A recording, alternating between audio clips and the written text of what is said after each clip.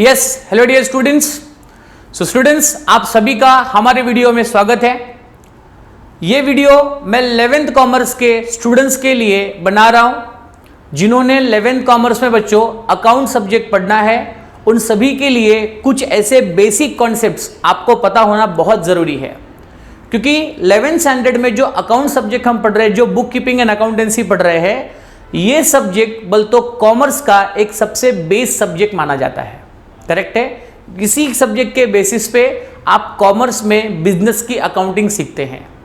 तो इस वीडियो के माध्यम से मैं 11th कॉमर्स के स्टूडेंट्स के लिए एक बहुत ही इंपॉर्टेंट और बहुत ही बेसिक कॉन्सेप्ट बच्चों समझाना चाहता हूं, जिस कॉन्सेप्ट को समझते ही 11th कॉमर्स के अकाउंट्स चैप्टर का जो फाउंडेशन है वो बच्चों आपको क्लियर हो जाएगा। करेक्ट है। तो अगर आप चाहते हैं कि आपको 11th कॉमर्स या 12th कॉमर्स के अकाउंट्स की वीडियो इसी तरह मिलते रहें, तो आप हमारे चैनल को लाइक और सब्सक्राइब करना ना भूलिए, जिससे कि हमारे हर नई वीडियो की नोटिफिकेशन बच्चों आपके मोबाइल पे आती रहेगी और आप अकाउंट्स इसी तरह से हमारे माध्यम से सीखते रहोगे। करेक्ट है। तो आइए बच्चों देखते हैं कि 11th कॉमर्स में वो कौन सा बेसिक कॉन्सेप्ट है जो अकाउंट्स में सबसे इंपॉर्टेंट है और उसको सीखे बिना आप आगे की कोई भी चैप्टर्स को सीख नहीं सकते। तो वो बच्चों कॉन्सेप्ट है जिसको हम कहते हैं क्लासिफिकेशन ऑफ अकाउंट्स। क्या कहेंगे? Classification of accounts. अब क्लासिफिकेशन ऑफ अकाउंट्स को यहां पर हम कह सकते हैं टाइप्स ऑफ अकाउंट भी कह सकते हैं। ठीक है, क्या कह सकते हैं बच्चों? Types of account. अब पहली बात तो ये कि हम 11th कॉमर्स में अकाउंट पढ़ रहे हैं। अकाउंट का मतलब क्या होता है? तो पहले अकाउंट का मतलब मैं क्लियर कर दूं कि बिजनेस में जो भी ट्रांजैक्शंस होते हैं उन सभी ट्रांजैक्शंस को समराइज फॉर्म में रिकॉर्ड करना का मतलब होता है बच्चों अकाउंट्स करना।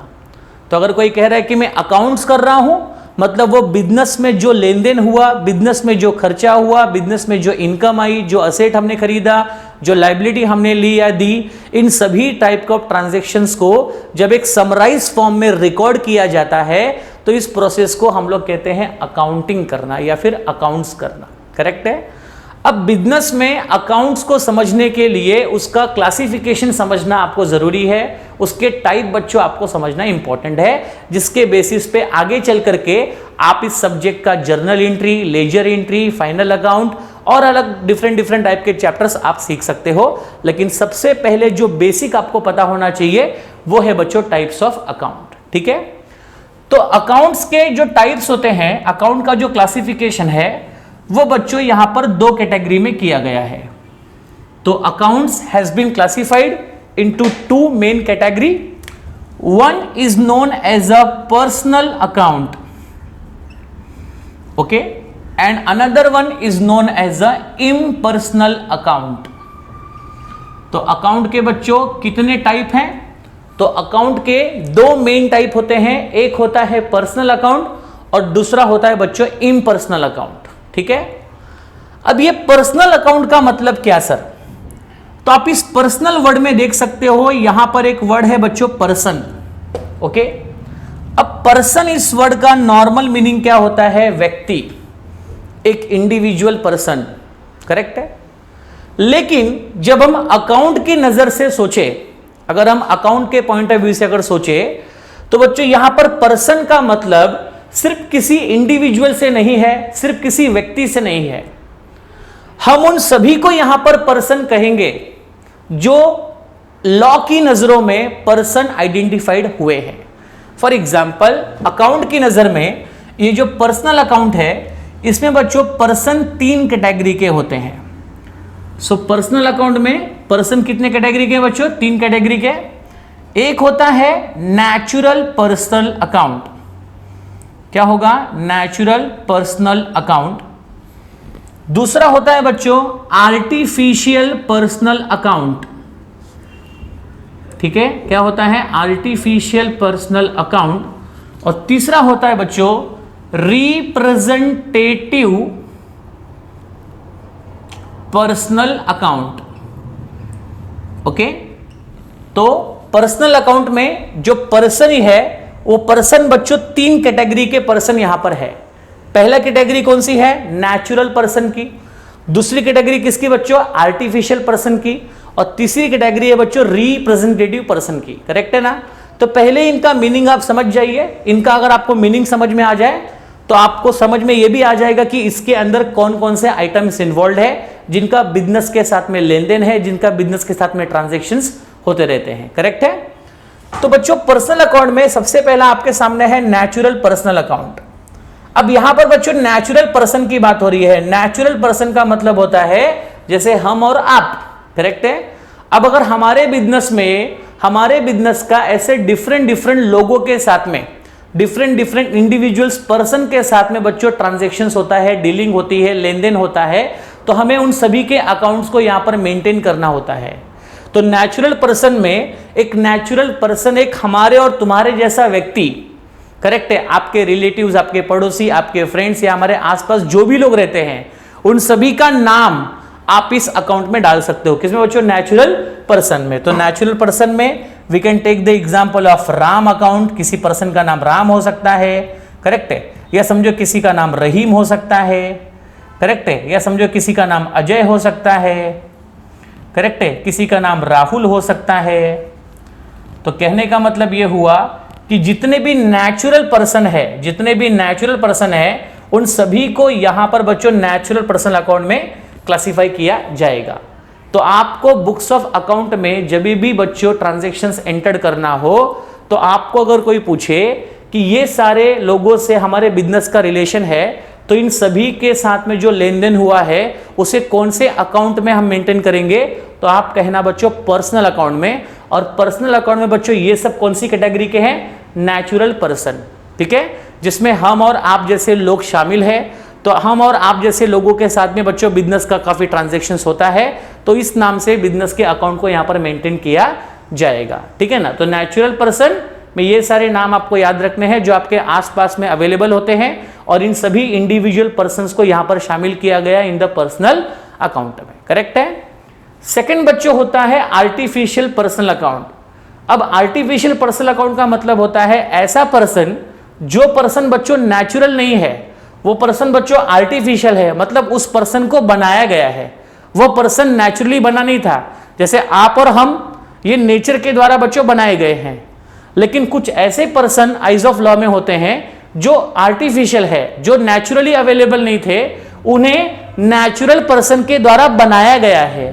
फॉर एग्जाम्पल हमारे आसपास में जितने भी बच्चों इंडस्ट्रियां हैं, हमारे आसपास में जितने भी शॉप्स हैं, कॉलेजेस हैं, स्कूल है, बैंक है, इंस्टीट्यूशन है, इन सभी को यहां पर नेचुरल पर्सन के द्वारा एस्टैब्लिश किया गया है, नेचुरल पर्सन के द्वारा बनाया गया है। तो ये ऐसे पर्सन है जो बच्चों बनाए गए हैं, इसलिए उनको लॉ की नजरों में कहा जाता है आर्टिफिशियल पर्सन। तो हमारे बिजनेस का ऐसी संस्थाओं के साथ में जो लेन देन होगा, करेक्ट है, इन सभी इंस्टीट्यूशन, इन सभी बिजनेस ऑर्गेनाइजेशंस को हम लोग किस कैटेगरी में रखेंगे? आर्टिफिशियल पर्सनल अकाउंट में। करेक्ट है?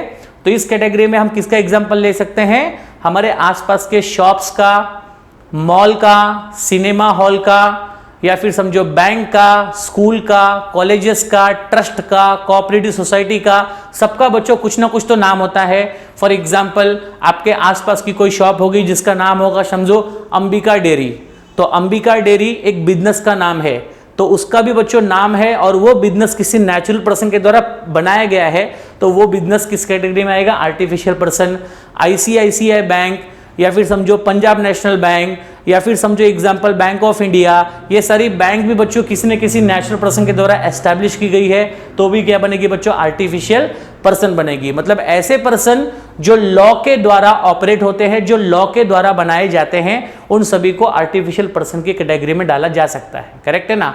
तो आपके आसपास की जितनी भी दुकानें या जितने भी आपको बिजनेसेस ऑर्गेनाइजेशन दिख रहे हैं, जो भी संस्थाएं आपको दिख रही हैं, भले वो प्रॉफिट ऑर्गेनाइजेशन हो चाहे नॉन प्रॉफिट ऑर्गेनाइजेशन है, उन सभी को हम लोग किस कैटेगरी में रखेंगे? आर्टिफिशियल पर्सन अकाउंट के अंदर रखेंगे। करेक्ट है यहाँ पे? ठीक है। तीसरा टाइप का जो पर्सन आपको दिख रहा है उसका नाम है बच्चों रिप्रेजेंटेटिव पर्सनल अकाउंट। क्या नाम है? Representative personal account. मतलब यहां पर कुछ ऐसे वर्ड्स हम लोग बच्चों लिखेंगे, ऐसे वर्ड्स हम लोग यहां पर लिखेंगे जो वर्ड किसी न किसी पर्सन को रिप्रेजेंट कर रहे होंगे। फॉर एग्जाम्पल बिजनेस को स्टार्ट करने के लिए बिजनेस में बच्चों कैपिटल डाला जाता है। अब ये कैपिटल बिजनेस में कौन डालता है? बिजनेस का ओनर डालता है। तो ये कैपिटल वर्ड किसे रिप्रेजेंट कर रहा है? बिजनेस के ओनर को रिप्रेजेंट कर रहा है। तो यहां पर कैपिटल एक ऐसा वर्ड है जो किसी ना किसी नेचुरल या किसी न किसी आर्टिफिशियल पर्सन को बच्चों रिप्रेजेंट करे। तो ऐसे रिप्रेजेंट करने वाले शब्दों को हम लोग कहां पर लिखेंगे? रिप्रेजेंटेटिव पर्सनल अकाउंट में। तो यहां पर सबसे पहला एग्जांपल मैंने आपको रिप्रेजेंटेटिव पर्सनल अकाउंट को क्या दिया बच्चों? Capital account. उसके अलावा बिजनेसमैन के द्वारा बिजनेस से जो पैसे निकाले जाते हैं पर्सनल यूज के लिए, उसे कहा जाता है ड्राइंग। तो उसमें कौन आया बच्चों? ड्राइंग अकाउंट, क्योंकि ड्राइंग ये वर्ड भी बिजनेस के ओनर को रिप्रेजेंट कर रहा है। इसके अलावा हमारे बिजनेस ने जिन लोगों को क्रेडिट पे सामान बेचा है, उधार पे सामान बेचा है, वो हमारे बिजनेस के क्या बनते हैं? डेटर। क्या बनते हैं? डेटर। तो बच्चों डेटर ये वर्ड भी किसी पर्सन या किसी ग्रुप ऑफ पर्सन को रिप्रेजेंट कर रहा है, या उन लोगों को रिप्रेजेंट कर रहा है जिन लोगों से बिजनेस को पैसे आने वाले हैं, या जो लोग बिजनेस को पैसे देने वाले हैं, या जिनके ऊपर बिजनेस का कर्जा है, ऐसे लोगों को रिप्रेजेंट कौन कर रहा है बच्चों? डेटर। तो ये डेटर भी क्या बनेगा? Representative personal account. इसमें एक और एग्जांपल हमने क्या लिया बच्चों? डेटर्स। इसके अलावा हमारे बिजनेसेस को जो रॉ मटेरियल सप्लाई करते हैं, हमारे बिजनेसेस को जो भी फंडिंग प्रोवाइड करते हैं, वो सब हमारे बिजनेस के कौन है बच्चों? क्रेडिटर। वो भी एक पर्सन है या वो भी एक ग्रुप ऑफ पर्सन है जिनसे हमारा बिजनेस उधार लेता है। तो यहां पर क्रेडिटर भी बच्चों किसी न किसी पर्सन को या फिर ग्रुप ऑफ पर्सन को रिप्रेजेंट कर रहा है, तो वो इसके अंतर्गत आ जाएगा। इसके अलावा हमारे बिजनेसेस में जो भी खर्चे या जो भी इनकम प्रीपेड या फिर आउटस्टैंडिंग नेचर की होती है, तो आप यहां पे याद रखिएगा कि रिप्रेजेंटेटिव पर्सनल अकाउंट में all the prepaid and outstanding items are also involve. क्योंकि अगर समझो कोई प्रीपेड एक्सपेंसेस है, कोई खर्चा हमने अगर एडवांस में पेड कर दिया है, तो वो एडवांस में पेड किया हुआ पैसा जो है वो, इसका मतलब ये हुआ कि वो खर्चा हमने एक्स्ट्रा पेड कर दिया है, और वो पैसा हमने जिस पर्सन को एक्स्ट्रा पेड किया है वो पैसा उस पर्सन को रिप्रेजेंट कर रहा है, तो वो भी यहां पर रिप्रेजेंटेटिव पर्सनल अकाउंट के अंतर्गत आएगा। कोई एक्सपेंसेस बच्चों आउटस्टैंडिंग है, कोई एक्सपेंसेस आपका अनपेड है, पेड करना बाकी है, तो जिस व्यक्ति को हमें ये पेड करना है उस पर्सन का पैसा हमारे पे लायबिलिटी है। तो यहाँ पे जो आउटस्टैंडिंग वर्ड है या किसी न किसी प्रकार के लायबिलिटी को रिप्रेजेंट कर रहा है। तो कहने का मतलब ये हुआ कि इन सभी चीजों के अलावा जब आपको कोई प्रीपेड या फिर आउटस्टैंडिंग वर्ड से रिलेटेड कोई अगर आपको आइटम दिखे, तो उनको भी हम लोग कहां पर लेंगे? रिप्रेजेंटेटिव पर्सनल अकाउंट में। तो यहां पर आउटस्टैंडिंग वर्ड से related as well as prepaid word से रिलेटेड जितने भी आइटम्स हैं, उन सभी को हम लोग रिप्रेजेंटेटिव पर्सनल अकाउंट के अंदर बच्चों रिप्रेजेंट करेंगे, शो करेंगे। Outstanding rent, outstanding salary, outstanding wages, ठीक है ना, आउटस्टैंडिंग इनकम। इसके अलावा प्रीपेड एक्सपेंसेस, प्रीपेड इंश्योरेंस, कोई भी खर्चा आपने एडवांस में पेड किया, करेक्ट है ना, तो जो आपने एडवांस में अमाउंट दी है, वो एडवांस में आपने जिसको अमाउंट दी है वो पर्सन इस वर्ड से रिप्रेजेंट हो रहा है। आउटस्टैंडिंग वेजेस है, मतलब वेजेस आपको पेड करना बाकी है, तो जिस वर्कर को वेजेस पेड करना बाकी है वो वर्कर बच्चों आउटस्टैंडिंग वेजेस इस वर्ड से रिप्रेजेंट हो रहा है। तो इन शॉर्ट आप याद रखिए कि कहीं पर भी आपको आउटस्टैंडिंग या प्रीपेड जैसे वर्ड अगर दिखते हैं तो उनको सीधे आप कैटेगराइज किस में करोगे? रिप्रेजेंटेटिव पर्सनल अकाउंट में, करेक्ट है। तो ये सारे वो वर्ड है जो किसी न किसी पर्सन को रिप्रेजेंट कर रहे हैं, सो इनको भी हम लोग कौन सी कैटेगरी में रखेंगे बच्चों? पर्सनल अकाउंट में, करेक्ट है। तो पर्सनल अकाउंट में कितने कैटेगरी के पर्सन है? 3 पर्सन। पहला नेचुरल पर्सन, हमारे और आप जैसे लोगों को क्या बोलेंगे? Natural person. दूसरा है आर्टिफिशियल पर्सन, जिसमें all business organisation, all types of business organisation, सभी प्रकार के बिजनेस ऑर्गेनाइजेशन, सभी प्रकार की बिजनेस संस्थाएं, ऑर्गेनाइजेशन कह सकते हैं, इंस्टीट्यूशन कह सकते हैं, या फिर स्कूल के नाम, या फिर कॉलेज के नाम, या किसी कंपनी के नाम, एक्सेट्रा, ऐसे जितने भी आसपास हमारी संस्थाएं हैं उन सभी संस्थाओं के नाम को हम लोग कहते हैं आर्टिफिशियल पर्सनल अकाउंट, क्योंकि वो सारी संस्थाएं, वो सारे एस्टैब्लिशमेंट किसी न किसी पर्सन के द्वारा आर्टिफिशियल के मतलब बनाई गई है। और यहाँ पर ये सारे वर्ड आपको बच्चों याद रखने हैं, क्योंकि ये सारे वर्ड किसी न किसी पर्सन को रिप्रेजेंट कर रहे हैं, इसलिए इनको रिप्रेजेंटेटिव पर्सनल अकाउंट के अंतर्गत इन्वॉल्व किया गया है, करेक्ट है ना। तो ये मैंने आपको बता दिया क्लासिफिकेशन ऑफ अकाउंट का पहला classification which is about personal account, correct है। चलिए अब बात करते बच्चों इम्पर्सनल अकाउंट की। इम्पर्सनल अकाउंट में बच्चों 2 टाइप के अकाउंट आते हैं। एक होता है बच्चों रियल अकाउंट, क्या होता है? Real account. और दूसरा होता है बच्चों नॉमिनल अकाउंट। अब ये रियल अकाउंट क्या होता है और ये नॉमिनल अकाउंट क्या होता है? तो हमारे बिजनेसेस में जितने भी बच्चों असेट्स होते हैं, हमारे बिजनेसेस के जितने भी टेंजिबल और इनटेंजिबल एसेट, टेंजिबल एसेट्स का मतलब जिस एसेट को हम देख सकते हैं, छू सकते हैं, वो कौन से एसेट है? टेंजिबल है। और इनटेंजिबल मतलब जो हमारे बिजनेस के एसेट तो है लेकिन उनको देखा नहीं जा सकता, छुआ नहीं जा सकता। फॉर एग्जाम्पल हमारे बिजनेस की रेपुटेशन, हमारे बिजनेस का गुडविल, हमारे बिजनेस का कॉपीराइट, पेटेंट, ट्रेडमार्क, ये सब बच्चों ऐसे एसेट है जिनका कोई फिजिकल एग्जिस्टेंस नहीं होता, बट फिर भी ये ऑन पेपर हमारे बिजनेस के क्या होते हैं? एसेट्स होते हैं, इनका कोई फिजिकल एग्जिस्टेंस नहीं होता। तो हमारे बिजनेस में ऑल टाइप्स ऑफ टेंजिबल और इनटेंजिबल एसेट्स को हम लोग रियल अकाउंट की कैटेगरी में शो करते हैं। तो रियल अकाउंट में क्या आएगा बच्चों? ऑल टाइप्स ऑफ, मैं ऐसे लिख देता हूं सीधे, टेंजिबल और इनटेंजिबल। यहां पर कौन से एसेट्स आएंगे? टेंजिबल एसेट्स और इनटेंजिबल एसेट। तो बिजनेस की जितनी भी प्रॉपर्टी है, बिजनेस के जितने भी एसेट्स हैं, उन सभी एसेट्स को रियल अकाउंट के अंदर बच्चों क्लासिफाई किया जाता है। ठीक है ना। अभी टेंजिबल एसेट्स की एग्जांपल आप क्या ले सकते हैं? टेंजिबल एसेट्स के एग्जांपल में हम ले सकते हैं land and building, machinery, correct है, कैश, गुड्स, करेक्ट है। इसके अलावा बच्चों इक्विपमेंट्स, ठीक है ना, इक्विपमेंट्स ले सकते हैं, कार ले सकते हैं, मोटर कार ले सकते हैं। ये सब बच्चों आपके टेंजिबल एसेट्स है, जिसको देखा जा सकता है, छुआ जा सकता है, जिसका फिजिकल एग्जिस्टेंस बिजनेस में होता है।